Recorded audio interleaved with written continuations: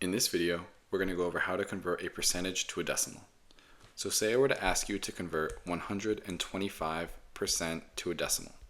How would you do that?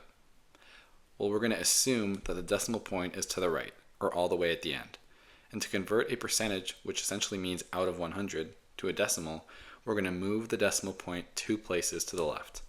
So 1, 2.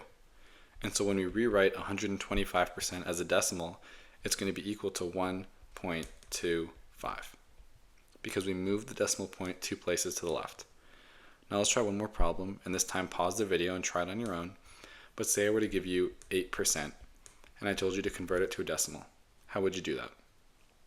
Well, once again, we're going to assume that the decimal point is on the end and we're going to move it 2 places to the left. So 1, 2. And so now we're just going to assume that there's a decimal point here and there's a 0 here. And so as a decimal, 8% is going to be equal to 0.08.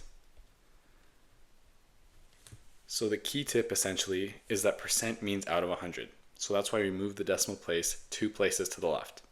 And now a common mistake is students will only move it once, or in this 0.08 example, they'll just move it twice. So they'll go 1, 2, but then they won't account for the 0 being here because you moved it an extra time. So don't do that. Make sure you move it twice. I hope this video helped. Thank you.